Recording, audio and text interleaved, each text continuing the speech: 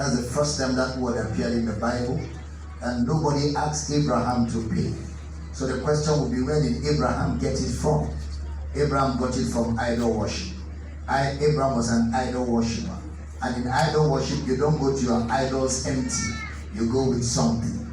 So now Abraham is saved. Abraham goes to war. Abraham defeats his enemy. On his way back from war, he meets Melchizedek, a type of Christ.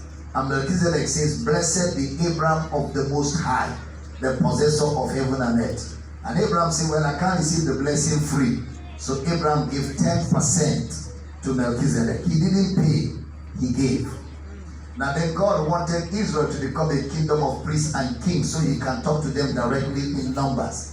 And Israel said to God, "No, we don't want you to talk to us. If you're going to talk to us, talk to Moses. If we want to talk to you, we will talk to Moses." And because God is not a tyrant, God granted their request. So Moses became the mediator between Israel and God, and between God and Israel. Then Moses borrowed a leaf from Abraham and said, "Okay, since the Levites are going to serve in the temple, they will become priests on your behalf. They will not work, they will not earn an income. So since they will not work or earn an income, everybody at the end of the year, when you are reaping your harvest, you will bring the tithe of your farm produce." Harvest was never money. It is, herbs. It is food stuff, what you harvest from your farm. So they bring it every year to the priest so that the priest can have food. That's why Malachi will say, "Bring in all the tithe that there may be food in my house," because tithe is from food. Now Jesus shows up in the New Testament, took away the law. Romans 10:4, Christ is the end of the law for righteousness to everyone that believes. Galatians 3:13, Christ has redeemed us from the curse of the law. So all of that is gone. So what do we have in the New Testament? The New Testament started in the book of Acts. The church is built on the foundation of the apostles and prophets. Jesus himself the cornerstone. Which means what the apostles never did, what Jesus never did, we're not supposed to do. Jesus never took tithe. Jesus never paid tithe. The apostles never took tithe. The apostles never paid tithe. But what did they do in Acts of the Apostles when the church started? They sold their lands and houses and brought generously, and distribution was made.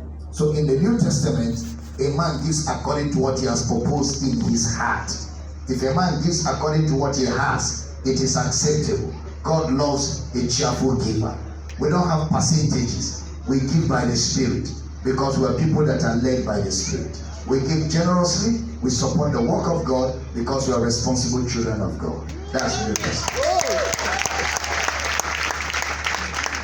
No, well, we do know other brethren, other Christians who don't have a father, a pastor as brilliant as you are. How they coping?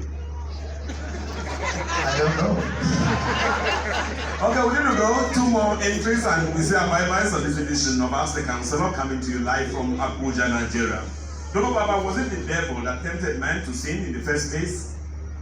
Well, the fall of man was, yes, it was the devil. The devil came to Eve in the form of a serpent and asked Eve, "What did God say?"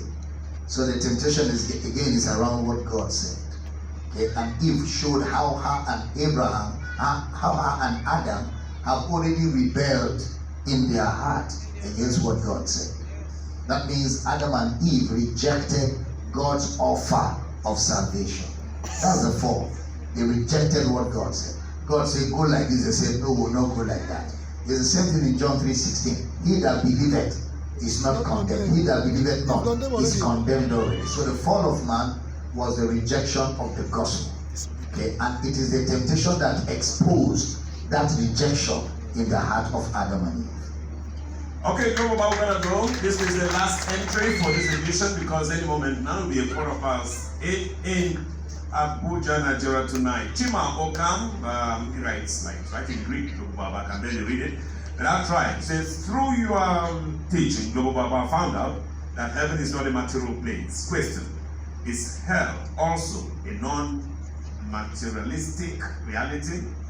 Well, again, if you study the Bible very carefully, you find out that hellfire is not really that fire used in cooking in the kitchen. It's not. That's matter. That's material. Material is earth. Material is mortality. Okay, but people that will go to hell will first of all die and drop mortality. They will drop this body, which means the teaching of the lake of fire, actually, not even hell, because there's no fire in hell. Jesus went to hell.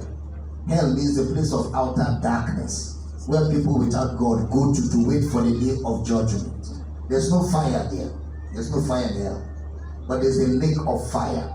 Okay, the lake of fire, which is the second death. So it's a death.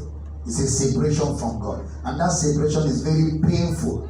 It's as painful can be. Okay, that darkness is as dark and painful as it can be. That's the only way I can explain it, but I have a full teaching on it.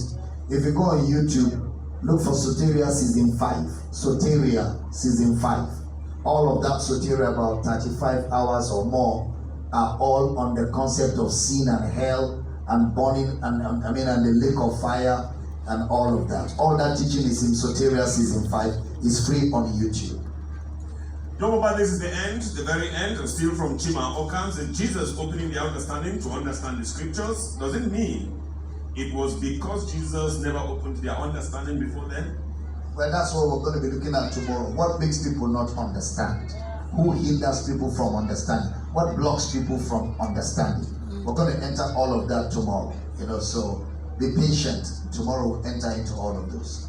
Lord, welcome to the end of the road. My name is Michael Bush. My father, Baba, Dr. Abel, Damina, will let us go for tonight.